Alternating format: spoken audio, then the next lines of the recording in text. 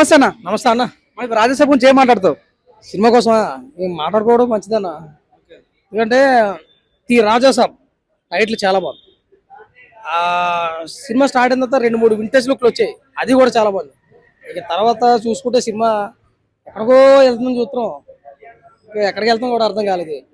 Overall ఇక్కడ తప్పు ప్రభాస్ గారిది కాదు, మారుతిదే.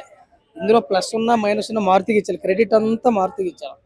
ఆ రోజు పెద్ద పెద్ద డైలాగులు కొట్టాడు, కొండాపూర్ రండి, విలన్ నెంబర్ 71 రండి అన్నాడు. పూర్తి అట్రా చెప్పలేదు. పూర్తి అట్రా చెప్తే ఇలా అప్పుడే 200 మంది పోయి కూర్చుని ఇంటికాడ. ఇలాంటి పెద్ద పెద్ద మాటలు మాట్లాడకూడదు.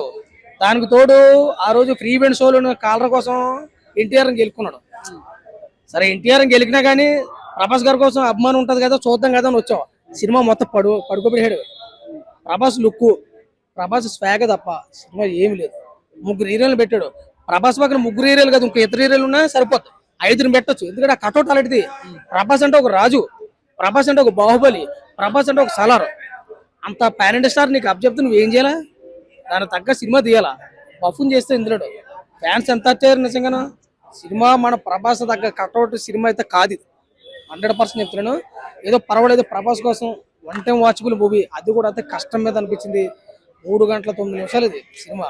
3 గంటల 9 నిమిషాలు, ఇటు గంట జర్నీ, అటు గంట జర్నీ, 5 గంటల జర్నీ, 500 రూపాయలు కాస్ట్. న్యాయం చేయలేదు, చాలా డిసప్పాయింట్ అయ్యారు ఫ్యాన్స్ అందరూ కూడా. పార్ట్ 2 ఉంటుందంట అన్న, మరి ఎలా ఉండబోతుంది? నేను చెప్తాను కదన్నా, 3 గంటల 9 నిమిషాలు సినిమా చూడడానికి ఇబ్బంది పడ్డాం, మళ్ళీ దీనికి పార్ట్ 2 అవసరమా?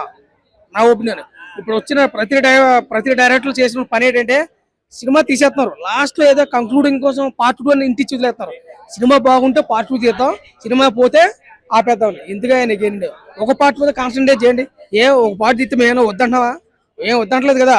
ఒక పార్ట్ అని చూస్తా, 2 పార్ట్లు అని చూద్దాం. నువ్వు తీసేదో ఒక పార్ట్ మీద కాన్సన్ట్రేట్ చేయి. నీకు ప్రభాస్తో సినిమా తీయడం ఎక్కువ. అలాంటి మనిషిని నమ్మి తీసిన నువ్వు ఎలా తీయాలి సినిమా? దరిద్రం చేస్తావు, అర్థందా? దయచేసి థియేటర్ల కోసం థియేటర్ల దగ్గర కంటే ఫ్యాన్స్ చాలా సిరాకులో ఉన్నారా. ఏదేమైనా ప్రభాస్ గారు కట్టడం దగ్గర సినిమా అయితే కాదు, కానీ ప్రభాస్ గారి కోసం 1 టైం వాచబుల్ మూవీ, అతి కష్టం మీద. అది కూడా అవుట్ ఆఫ్ రేటింగ్ సినిమా ఖచ్చితంగా 2 వరకు ఇవ్వచ్చు, అంత మించి అయితే ఎక్స్పెక్ట్ చేయలేం. మీకు ఎంత బాధ అంటే ఎక్కడ డిసప్పాయింట్ అనిపించింది మీకు? సినిమా స్టోరీ లేదు అసలు. ఫస్ట్ స్టోరీ, 2 బ్యాక్గ్రౌండ్ మ్యూజిక్, 3 వచ్చేసి సాంగ్స్. అసలు ఏం ఆకట్టుకోలేదు సినిమా. కామెడీ అంటే ప్రభాస్ గారికి ఎంతవరకు ఇవ్వాలో అంతవరకు వచ్చండి. సత్యన్ పెట్టారు, తర్వాత ఎవడో మన సప్తగిరి వచ్చాడు. ఓకే, తీసేస్తారు కామెడీ అనుకున్నాం, ఏం లేకుండా పోయింది. సింపుల్ లాజిక్ చెప్తాను. నాకు ఎక్కడిది ఏంటంటే, ప్రభాస్ ఎంట్రీ చేయబడతాడు, ముఖం ఖర్చు పెట్టుకుని ఖర్చు మీద స్పెట్స్ పెట్టుకుంటాడు.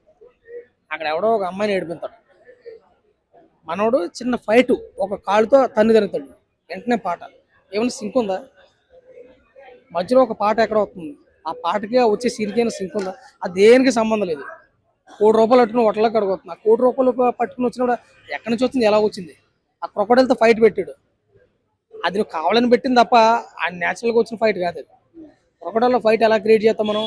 ఒక గోదావరిలోనో, లేదా ఒక చెరువులోనో, లేదా పెద్ద ఏదో వేసుకుంటాం.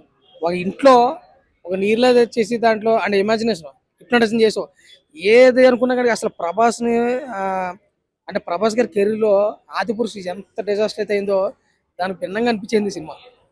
ఏది అసలు చూసిన వాళ్ళందరూ కూడా సైలెంట్గా వెళ్ళిపోయారు, ఎక్స్పెక్ట్ చేసినంత కదా. సరే 1 టైం వాచబుల్ మూవీ అయితే పర్వాలేదు, చూడొచ్చు అంతవరకు. Thank you.